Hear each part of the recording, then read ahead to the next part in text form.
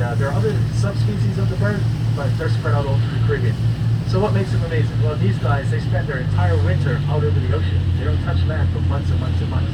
And while they're out there, they live on the water, they feed off the water, they sleep on the water, and everything else is done in midair except for nesting. So when it's time to do that nesting thing, have that baby, they fly back to Bermuda, right?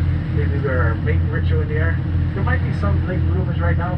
What you're going to notice is that these birds have, if you can see through this, as they're flying along, one bird will get right on top of the other, their wing beats will match, and then they'll break apart. This is them doing their mating ritual. They actually mate in midair, believe it or not, guys. Yep, this is why I'm standing underneath this. You can see these guys, see how they're all paired up?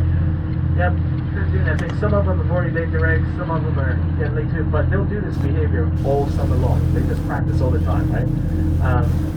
So anyways, she will lay an egg. They do not nest in trees because in Bermuda we don't naturally have predators for these birds. Like elsewhere there'll be snakes, foxes, and stuff like that, or birds in their eggs. We don't have that in Bermuda, right? So these guys don't bother nesting in trees because they don't need that protection. They will nest up in the rocky shoreline. Remember that bird just before the bridge, how he went right up to that hole and came back out? He was checking on his nest, where she was. Now they mate for life, and they lay one egg per season, and they'll lay it in there. They will take turns incubating that egg. While one parent is incubating, the other one is going to go out over the ocean and pick up food. How far will they go?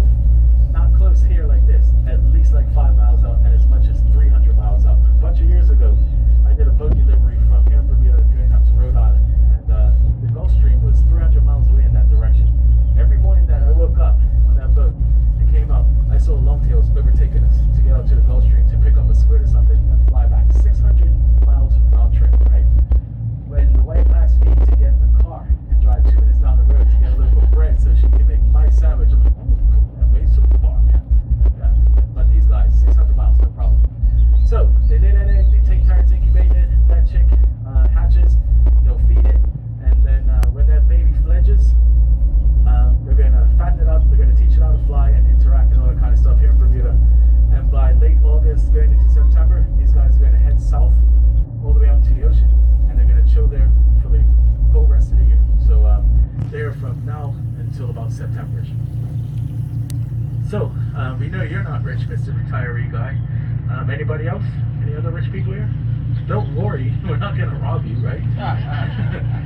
It's only because this is Cambridge Hotel right here. As you can see, not really a hotel, it's more of a cottage colony.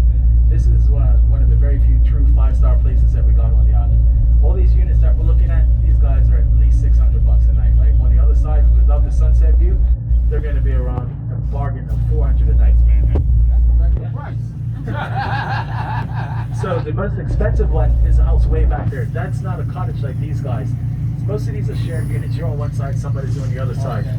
Yeah, so that one, you get the entire building all to yourself. It's a 3-bedroom house, living room, kitchen, dining room. There's an office in case you got to work on vacation, all that kind of stuff. And you can option your house out too, man. You can, like, are you going to be cooking on vacation? You will cook? Good girl. You love cooking. You just messed up my story. Like, do you cook on vacation? Say no. No. Do you cook on vacation? Good girl. Yeah, we'll continue with her. Thanks for nothing, you two. So yeah, you're gonna have to get yourself a chef then, right? Hire your chef, and he'll be there 24/7. Midnight snacks, whatever you want, he's there, right? And you can get. Are you cleaning up on vacation? They'll send a maid in the morning, right? But if you want one there 24/7, you can get one of those, right? Butler, are you gonna starch his shorts before you go swimming in the morning? No, the butler will do that for you. So the most important, the most interesting thing is the chef, right? Now the chef, when you guys sit down to breakfast, lunch, and dinner, he does not put a menu in front of you to get you to order a la carte. He simply asks, what do you want? Steak and eggs, something with kale probably, right?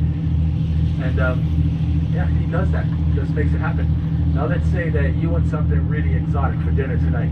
Alligator tail. Anybody had alligator tail? I have. It's pretty good, right?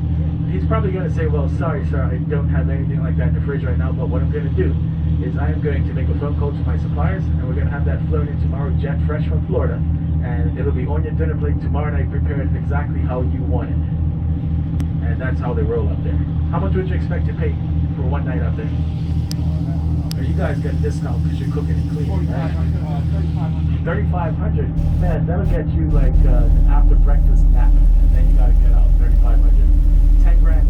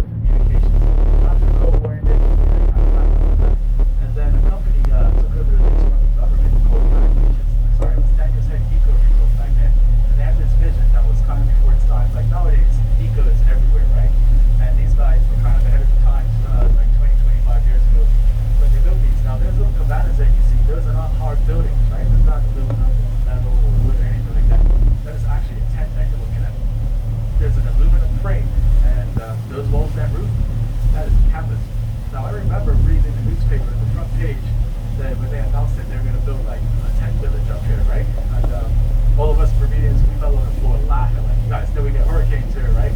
And we all swore down. The very first hurricane is not a very strong one. It's going to just clean this place out. All of the stuff that you see here is going to end up in that guy's backyard over there. And here we are 25 years later, and they're still here. And the past 15 years, they've had zero maintenance. So whoever designed to build those things, they did a good job. So when we get close, you're going to see that they're falling apart now. But that's because they're old. It's expired, right? But yeah, they did a good job. Now, why did it fail? Turns out that eco thing, like I said, a bit ahead of its time. They had solar power for the hot water system, and they had composting toilets. You guys know what a composting toilet is? You know what composting your kitchen's ground. It's the same thing over the toilet, right? And it turns out that that was a little too green for some people, maybe too brown, I don't know.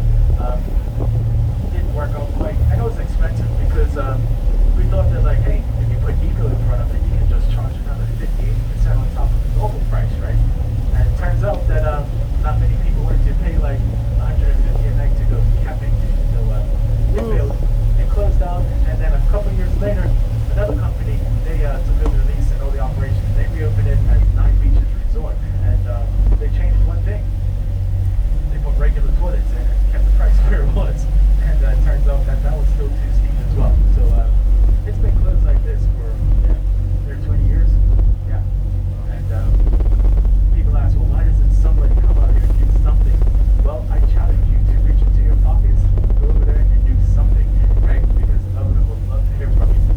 This is arguably the most desirable bit of real estate in Bermuda. Like we have a neighborhood called Tuckerstown down in the eastern end of the island, right? Ultra wealthy people down there, like Michael Bloomberg. He's got a little spread down there, right? Ross Perot, the late Ross Perot, he had a little spread down there. These are the kinds of people who live down there. All of those guys and more would love to buy this. This is, if you look at it from the air, it's a peninsula. It's got 3 sides to it, right? And from just about anywhere on that property, you can see the sunset out here, right? And this is a view. No matter where you are on the property, you got an ocean view. So I would say, based on prices down in Tuckerstown, this is probably at least $500 million, like $500 million worth of property right here, easily. So, yeah, if anybody wants to take it over, buy it, to build a little something over. Yeah. It's all 9 beaches because there are literally 9 beaches on the property. Anyway, guys, we are here at the Sea Garden, so what we're going to do is invite you to head on downstairs. You guys enjoying the ride so far? Yes. All right, cool. Adrian's going to take over. So what I need you guys to do, there's a lot of glass down there, but we want you guys to go all the way to the front, right? That way we can get everybody more or less looking through the same patch so you can see what Adrian's exactly talking about. Cool? Cool. All right, guys, enjoy.